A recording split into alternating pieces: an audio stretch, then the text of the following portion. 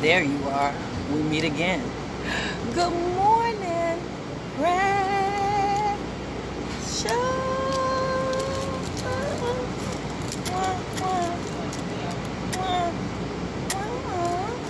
How you doing, baby? Happy Monday. And today on Coffee and Conversation with your girl, Shakenya. When you get a minute, go to that YouTube channel, Shakenya, and hit subscribe, guys. Look at some of the videos, and if you see anything that you like, just please hit share. Dang, I'm trying to be famous, y'all, and the only way I'm gonna get there is with y'all help. Yeah, so if y'all find any of these videos informative, if they helped you any, I mean, please show me some love. What's stopping you from showing me that love? Hey, Kenneth. Yeah, what's stopping you from going that extra mile? You tune in every day, so you come to watch me for something, for a reason. So what's stopping you from going that extra mile to subscribe to the channel and share one of the videos so other people can hear the message? I'm just asking. So, y'all, today we're going to dip back into that psychological damage because we're talking about parents that remove children from the other parent and there's no abuse or neglect. It's just because they still mad, they still hurt, they hadn't found closure, hadn't gotten over the relationship, so they take it out on you every chance they get, and the only way they can get to you now is by using the baby. So they use all these manipulation tips. We talked about them from your 9th grade year, and now we're looking at the psychological damage. We're looking at the adverse effect that it has on your child now. We're looking at the relationships that have been probably ruined as a result of using these manipulation tips. So we're going to dip back into the psychological damage of some of this stuff, right? So I can't really put terms and too much logic into it to get you to understand the importance of mental health, right? So I gotta try to draw a picture for you, I guess. Put you in the same headspace so you'll be able to follow along. So that's why I share some of these stories with you to help you understand, I guess, the importance. I hope it helps a little bit. So let me see. Any child that's been removed, let me say, children need therapy if there's an app. Most children might need, I gotta watch how I word it because I want to be politically correct, right? A lot of the children need some type of therapy when they have an absent parent. I'll just say that. In some cases, if the parent want nothing to do with that child, you can't help that baby rationalize why they're feeling the way that they're feeling, right? They're feeling unloved and they're feeling unwanted by somebody that's supposed to love them unconditionally, right? So if you have a child and there's an absent parent, please see, check in on that baby. If you see signs of the child being withdrawn or not active, not playing with the other kids, maybe always by themselves, sad all the time, like, because it's a lot that can be going on to cause them to be that way, but pay close attention to those things, I guess, right? And they might need somebody to talk to try to rationalize their feelings and their emotions and what they're dealing with and why they're feeling the way that they're feeling if their parent chooses not to be a part of their life, right? But it also goes the same for the children who you remove from parents and there's no abuse or neglect. Believe it or not, those children can suffer the same disorders or go through the same issues and have the same issues that other child with the absent, because they're both absent. When you remove that child from that parent's life, the parent is absent. The parent is not there, right? So all the damage that's caused when the parent removes a child and there's no abuse or neglect. So we're going to dip into that because it's the same damage. Yeah. So for my situation to be the way that it is, because the goal is to make sure both of y'all are in the child's life. We know as a culture, community, families being torn apart over time and years, family should be the most important to you, and that's just me, right? So the relationships you have with your relatives, your mama, your daddy, your siblings, your cousins, your aunts, your uncles, your grandparents, if they're still living, bless their soul, is very important in my eyes, right? So when it comes to two parents being able to be in a child's life, meaning both of them are willing, both of them wants to be there, both of them are participating the best they can. Like, you as the other parent got to make sure that that stays intact after y'all break up, right? So the goal is to keep both parents in the child's life no matter what. If there is abuse or neglect, I will hope that in some of those cases some resources can be given, help can be given to make sure that that parent that's being abusive and neglectful can find a way back into the child's life. That should be one of your goals as the other parent, right? So some of the things that should have been going on or should have happened for my relationship to be the way that it is, or for my life to be in shambles right now, right? These are some of the things that could have happened. I'm only for the sake of time to mention a couple. I would have had to be an absent parent.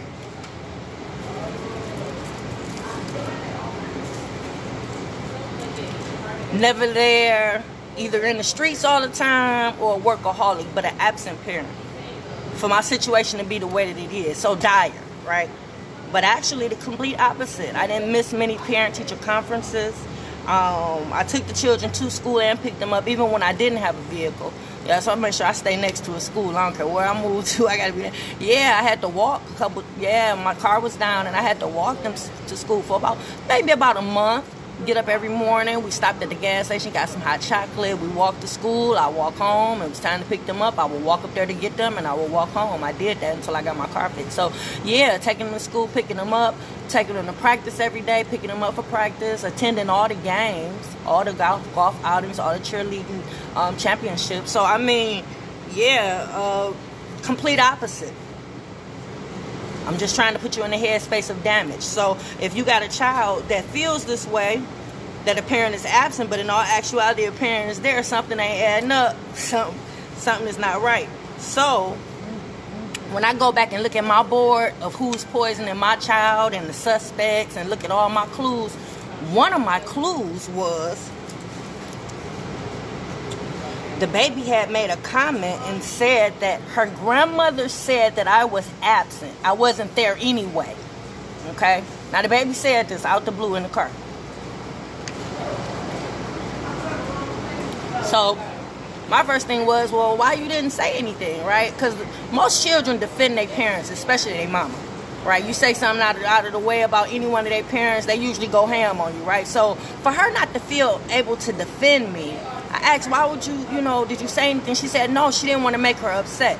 That right there should have been a red flag for me to dig deeper, right? But by me not knowing I was in a fight, I didn't do so. But I should have dug deeper, because the next follow-up question should have been, how does grandma act when she mad? Is she abusive when she mad? Is she irate when she... How is grandma when she mad? Because for you to feel like you can't defend me because you want to make her... What anger comes from... What type of... You know what I'm saying? But I didn't go deep because I didn't think nothing of it. I just said, well, shit, I ruled it off because what could her words say or mean, considering I'm here in the now and doing, right? Shit, I should have took that more serious than what I... Yeah. That's why I don't want you to slip on none of this stuff. That's why I'm so detailed with you when I come on in the morning. You can't miss these. Because see, it's too late for me. Yeah, it's been 5 years without my baby. Yeah, that time is gone. It shouldn't have taken that long. Especially not the teachings, not the way I raised it. Yeah, it wouldn't. So for it to take this long, yeah, these videos is not for me in the morning. They for you. Yeah, I'm good. Yep, so why she didn't defend me? Yeah, most children do. She didn't want to make her mad. Now, if I knew that I was in a fight, if I knew these fake-ass people that spoke to me every day when they seen me, every time I dropped her off and made me seem as if everything was all good, if I would have known how they really felt about me, I would have just stopped her from going over there.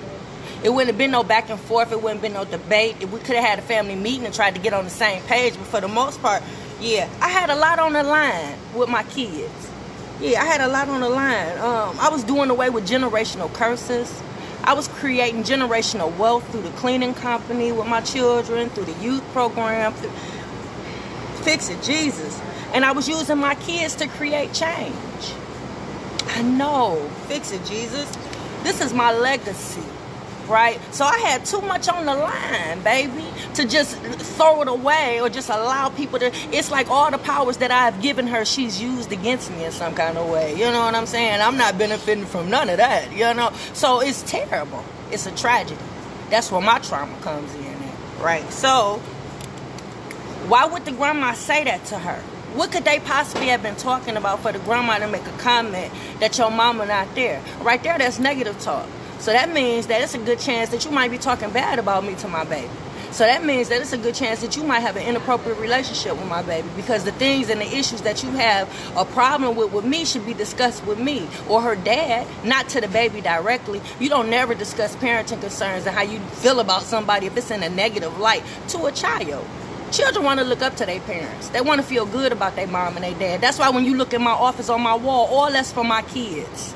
So they can have a certain feeling about their mother. So they can be proud of their mother, right? Yeah, all that you see on my wall in my office, yeah, my children were my motivation.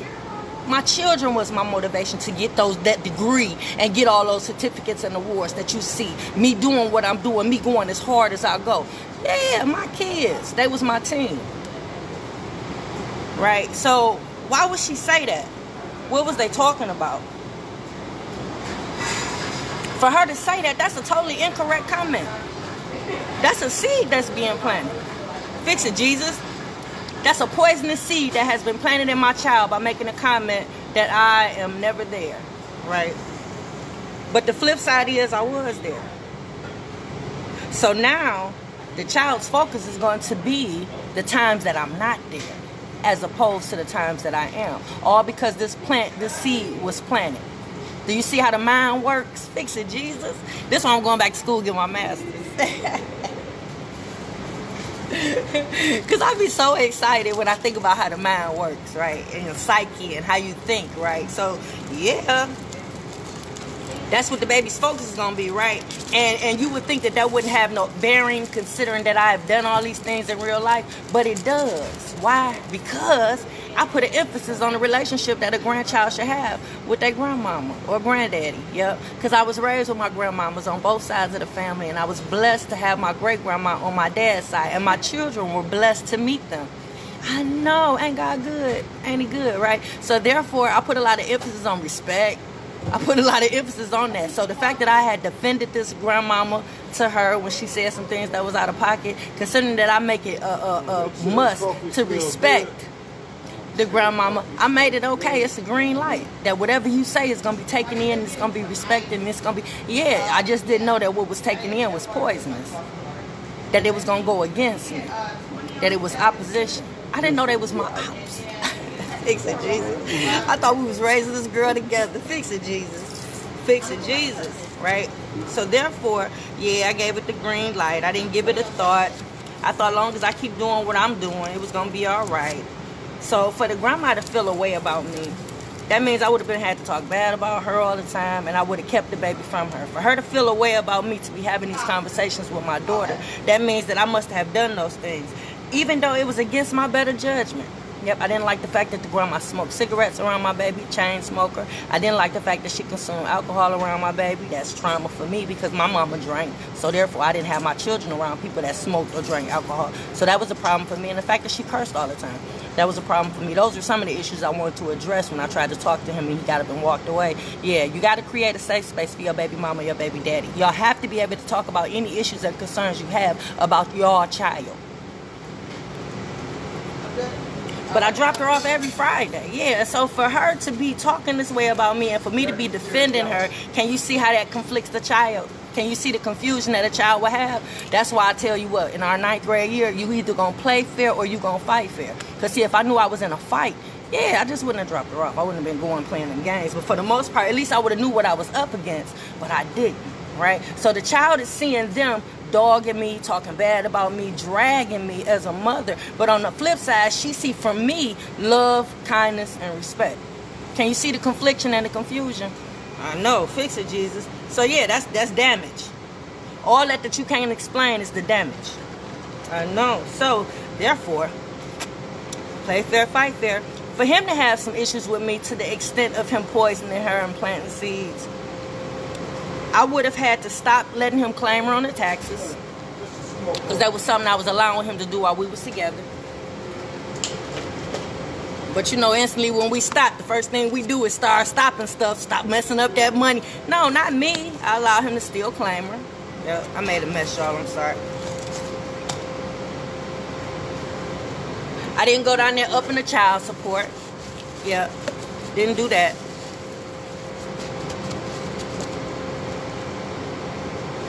I didn't make it hard for him to see her. I didn't stop her visitation. I didn't stop dropping her off on Fridays. Nope.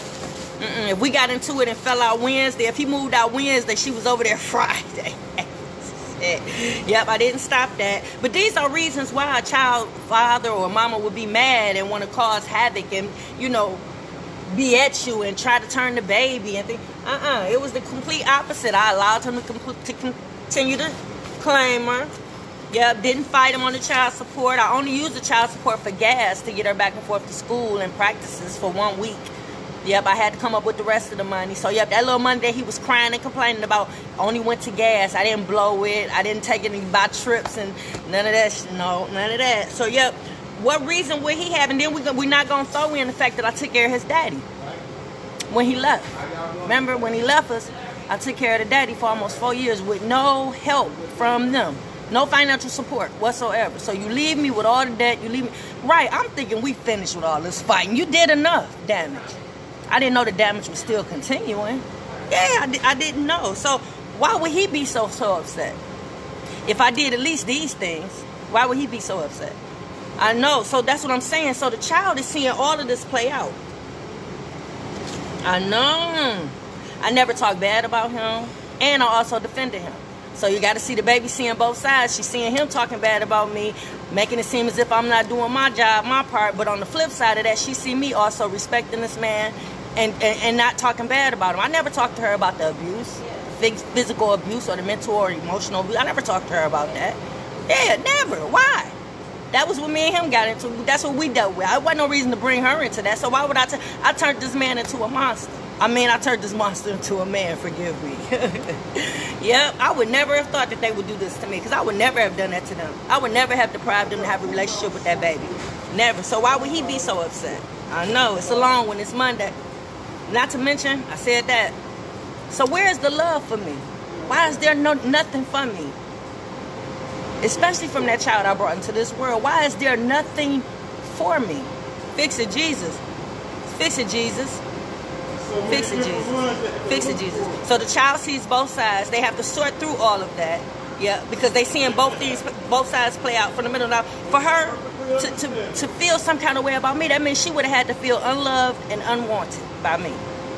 Yep, so either I did something to make her feel that way, or somebody else led her to believe I did. Fix it, Jesus. Because the flip side of that is I'm very affectionate. Yep, I kiss my kids in the face. Yep, I'm in love with my children. Yep, very affectionate, always hugging, kissing the face. I know that can be irritating, but that's what I do. I always tell them I love them. Yep, when we get off the phone, when they leave my presence, then they tell each other. I raised all the kids to tell each other that they love each other when they get off the phone and when they leave each other's presence. So why wouldn't she feel loved and wanted? Fix it, Jesus. Fix it, Jesus. But it's easy. Let me tell you how that can happen. Just by telling the kid a particular person don't love them and then associating it with something. I know. Fix it, Jesus. Let's say somebody that was mean-spirited said to her, your mama got you cleaning these buildings and working. That ain't, if she loved you, she wouldn't do that. Something that simple. You'll be surprised, something that simple, if somebody repeatedly said that to your child over and over again, and then the flip side of that is, I got her working every night. Fix it, Jesus. You damn right, I got her working with the rest of the kids every week and she getting paid. So imagine how that settles in a child's psyche. If you telling them that the reason that them cleaning is me not loving them, yeah, it's easy to make a child feel that way. And you just add on to it and keep adding things to it. Things that you know this other parent does that you know they love. But yeah, you keep adding on to it. Yeah, it's easy to make a child feel, because you would have had to make them feel that way. For her to have an instant disconnect. Yeah. Now, for her not to have a relationship with her siblings, fix it, Jesus. Fix it, Jesus. They would have had to mistreat her. They would have had to be mean to her. They would have had to fight her. They would have had to fix it, Jesus. They would have had to molest her. They would have had to abuse her. They would have had to mistreat her. They would have had to mistreat her verbally. They would have had to be doing all of these things for her to have an instant disconnect from her siblings. Have nothing to say to her older brother. Fix it, Jesus. Part of his job is to raise her. That's his role. Have nothing to say to your older sister. Part of her role was to raise her. That's her older sister. Not to have nothing to say to your uncle. Fix it, Jesus. Fix it, Jesus. Fix it, Jesus. I raised these kids to be so close. For her to have an instant disconnect from these people, they would have had to do all these things to her. But let me tell you on the flip side what they did do. When she lost her great-great aunt and lost her grandpa that she loved dearly on that side of the family, we got up in the middle of the night and went over there to comfort her. Fix it, Jesus. Fix it, Jesus. When her and my other daughter did their presentations, we all took off work to go up there and support them. Fix it, Jesus. Fix it, Jesus. Every game that they had, we all went. So when I tell you to make a child see something different than what the reality is, it's all damage. So y'all, that's it for Coffee and Conversation with your girl Shakenya. You better get them kids some mental therapy. I'm out, baby. Mwah. Damn, y'all was checking in. I'm sorry I missed all of y'all on Facebook. Good morning to y'all. Good morning. I'm out. As soon as it let me.